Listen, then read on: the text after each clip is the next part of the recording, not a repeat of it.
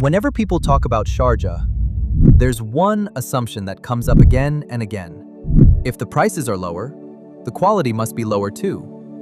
And honestly, I understand why people think that. Because when people compare Sharjah to Dubai, the price difference can feel huge. In some areas, properties in Sharjah can still cost around 40 to 60% less than comparable communities in Dubai. And naturally, when people see lower prices, their brain immediately assumes lower quality, older lifestyle, or weaker standards. But lately, I've been wondering if people are oversimplifying Sharjah completely. Because after spending more time looking closely at the city, I started realizing something. Lower prices do not always mean lower quality. Sometimes, they just mean the city operates differently.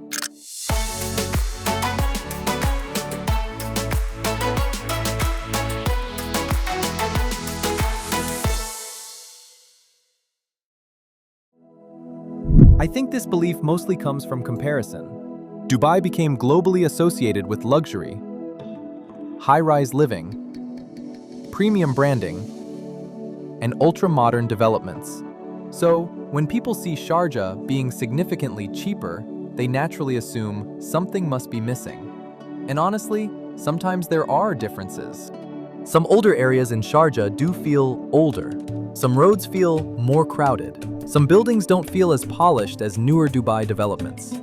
But I also think people often judge Sharjah without understanding what they're actually comparing. Because not all of Sharjah looks the same. And not all of Dubai looks luxurious either. One thing people notice very quickly in Sharjah is space. And honestly, space itself is becoming expensive everywhere now. In Dubai, many newer apartments prioritize location, branding, and luxury amenities. But unit sizes can sometimes feel smaller for the price. Meanwhile, in Sharjah, many families are still getting larger layouts, more practical room sizes, and better overall living space for significantly lower prices. And for families especially, that matters a lot more than flashy branding. For example, a family apartment in Dubai could easily go above 1.5 to 2 million dirhams in certain communities. Meanwhile, in Sharjah, buyers can still find much larger family-oriented apartments for far lower entry prices. And honestly, that changes how people define value. I think this is where the misunderstanding really starts. People often confuse less luxurious with low quality, and those are not always the same thing. Because honestly, many Sharjah communities are actually designed around long-term living, not tourism, not short-term hype, not social media aesthetics, but real daily life. Schools nearby, parking, walkability, groceries, family routines, community spaces, and newer projects especially are changing the image of Sharjah very quickly now. I honestly think many people still imagine the Sharjah from 10 or 15 years ago.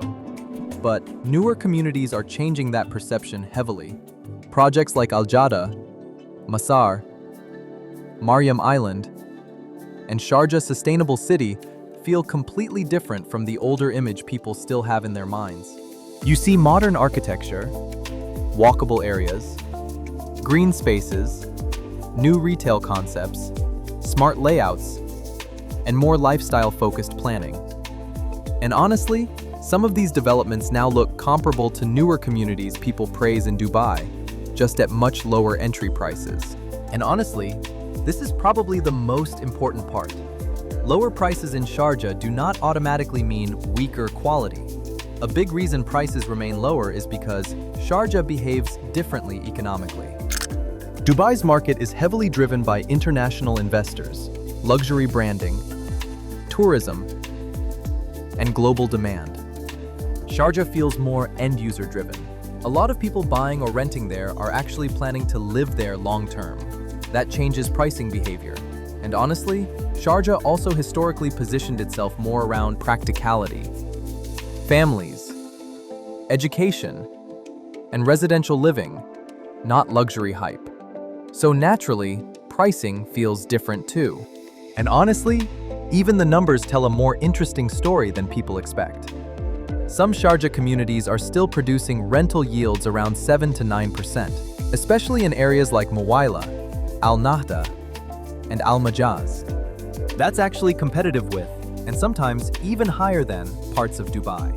And transaction activity in Sharjah has also been growing strongly over recent years. Some communities have even seen noticeable price appreciation recently. And honestly, markets don't usually behave like that if people truly believe the quality is poor. I also don't want to pretend every part of Sharjah feels premium, because that wouldn't be realistic either. Some areas still feel older. Some roads still feel congested. Some buildings genuinely need modernization. And yes, certain parts of Dubai still offer higher-end infrastructure, stronger luxury branding, and more globally recognized lifestyle experiences. So, I completely understand why some people still prefer Dubai. I still think something important is changing. People are starting to look at Sharjah more carefully now, especially because affordability is becoming a much bigger conversation across the UAE. People are no longer only asking, which city looks more impressive? Now they're asking, which city actually works better for my life? And honestly, that question changes everything.